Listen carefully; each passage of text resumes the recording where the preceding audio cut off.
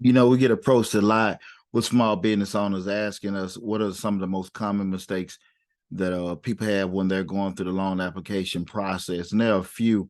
What I did was comprise a quick list of about 10 things I think probably the main mistakes that a lot of small business owners make when they're looking to go through the loan process.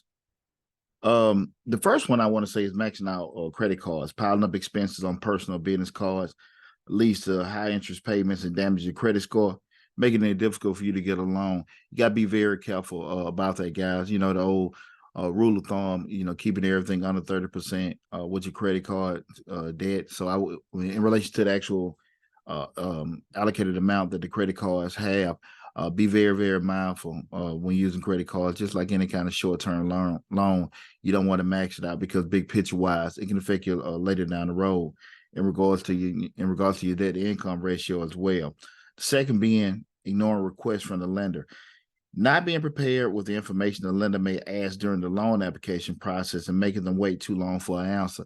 Guys, I'm not going to say you're going to have everything ready when you start the process, but you need to try to have as much as possible. There's nothing wrong on the front end. Just, prospecting. Just say, hey, let me find out what these different banks have to offer, what different loan programs, that's fine. But once you initiate the process, you got to understand you are part of a line. So you need to make sure that when they start going through the process of getting everything done for you, you have as much stuff taken care of. And there's nothing wrong with just reaching out to them, being proactive, saying, hey, I'm not ready right now. Can you give me another day or so to get this together? Communication is key because, again, not communicating, not responding is kind of like saying, I don't really want it. Be it right, be it wrong, but that's how it's interpreted a lot of times. So you got to make sure that you are keeping communication open when you're going through the actual loan process. Third one being ignoring the fine print. Failing to read the fine print on a loan offer can prove costly in the end. Guys, do not let anyone rush you through the process. If you just need to just say, they put papers in front of you and say, sign this, sign that, sign that. Ask question, what is this? Explain this to me. Take your time to read it because I will tell you this. If something goes wrong, they will have no problem whatsoever bringing it back to your attention. Hey, you signed this. Look right here. You signed that. So you need to make sure you protect yourself and cover yourself at all costs to make sure that listen, whatever that you guys agreed on, it is on paper, and there is nothing that was there that you didn't agree on, something that was added to, taken from. So just make sure you look and read the fine print. The fourth one is borrowing to have more cash on hand. Acquiring a loan just for the purpose of having a safety net can, lead to frivolous spending, making initial goals unattainable. Guys, sometimes you got to make sure you can fix things with just trying to get that cash infusion. Um, Banks will give you money. They have certain things, like you have, I say short-term loans, some cash infusion like credit cards, for a quick way for you to get funds into your business. But you start borrowing a loan to keep things in place. It's just like robbing Peter to pay Paul. They'll give you money to help them put them in a situation where they can make money off of the actual loan and you actually are able to grow your business in the process. But you borrowing money for them just to kind of help just give some time to figure it out or hope and pray things going to get right. It's not real smart to be doing it. And once they start asking questions, ask for certain financials, that's going to be very evident. So just be very mindful of that, okay? And failing to shop around, very important. Not comparing available offers from different lenders and accepting a loan with non-competitive interest rates and terms.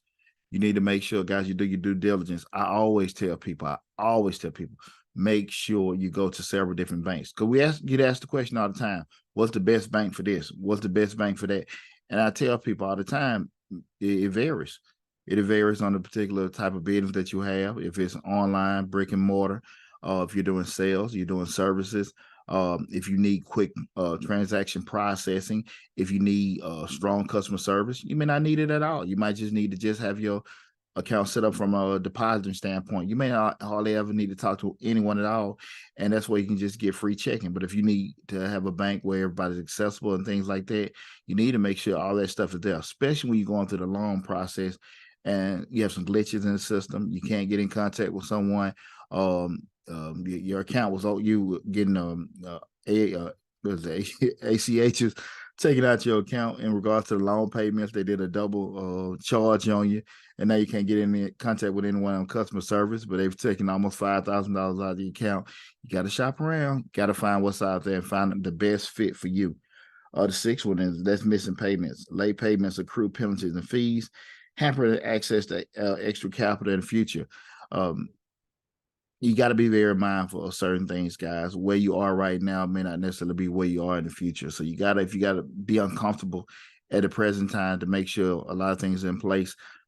Later on down the road, you definitely need to do that. I mean, I fell victim to that. Been so busy, I thought I paid this, I didn't pay that. Next thing you know, boom, I had a drop in the credit score. And this is over the years of things happening.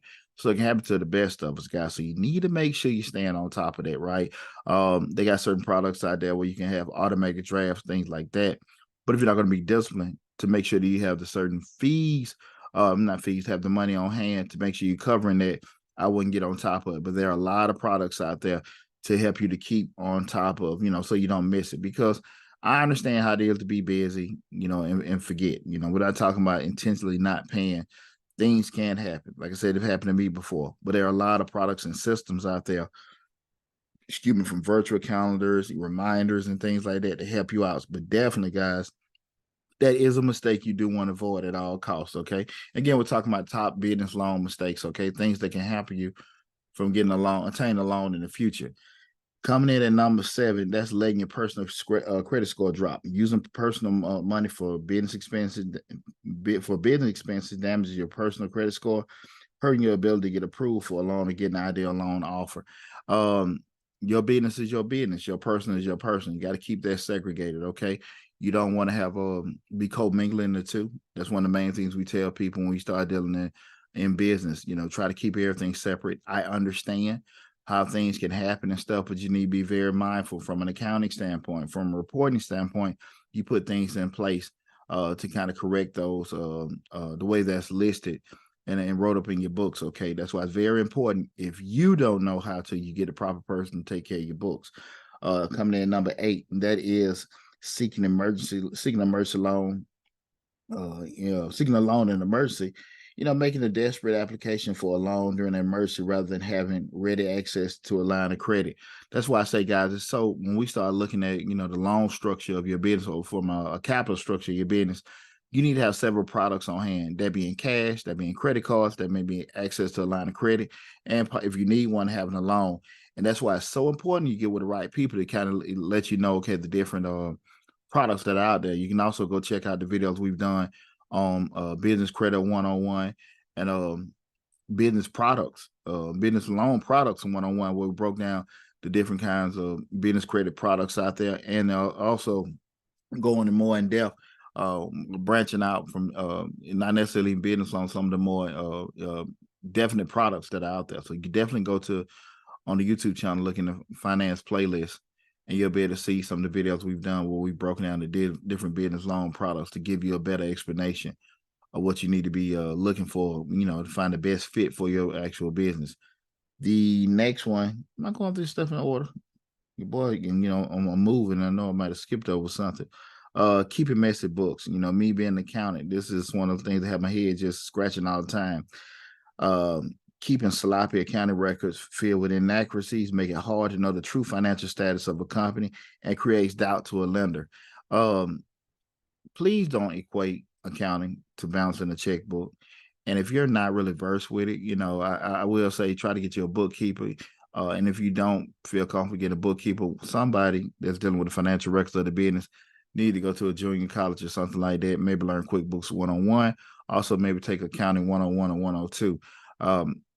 Accounting is like really, the one main structure of an organization. If it is not right, the organization will fall because nobody knows where you stand at, right? If your books are not together, there is no way for anyone to know if you're doing well or not. We can't get traffic confused with profits because you stay busy, you stay booked. That doesn't mean you're making any profits at the end. So you need to make sure your books are in order.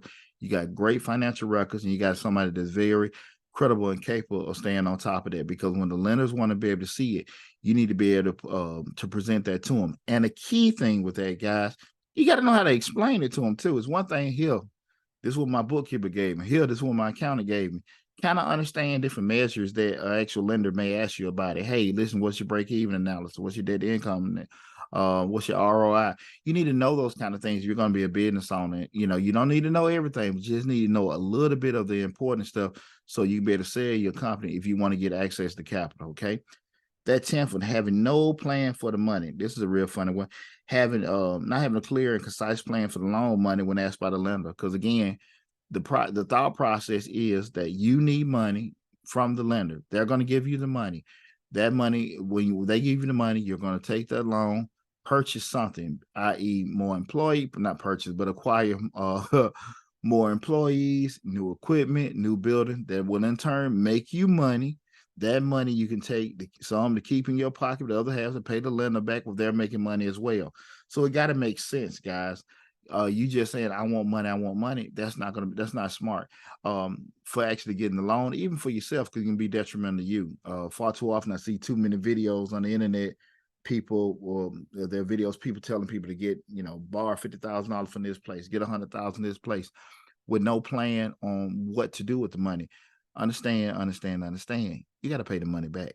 And at the end of the day, we've seen that just through what happened with the pandemic.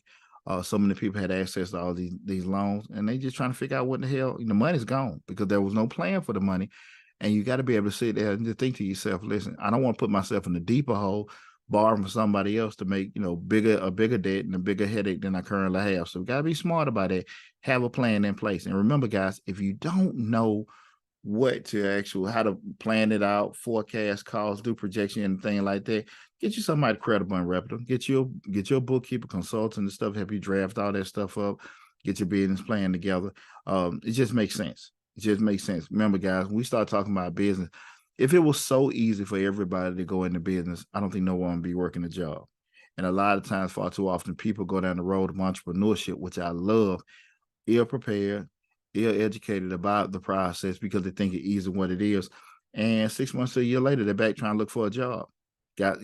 If you just sit there and take your time, proper planning, talk to the right people, and I think you'll be okay. But be patient and be disciplined. Those two key things I think every entrepreneur should be having. I hope that information helped you in regard to some of the top business loan mistakes. But in the meantime, guys, make sure you go to my YouTube channel, Mr. Short Dollar, where we talk about personal finance, entrepreneurship, real estate investing, and business. We got over 700 videos on the YouTube channel covering that information to stay updated with the current information we have on the channel right now and all the great information coming out of the pipe. Hit that $sign in the bottom right-hand corner to subscribe to the channel. And also make sure you hit that bell to get a notification each time we upload a new video. Take care of yourself, guys, and I'll talk with you soon.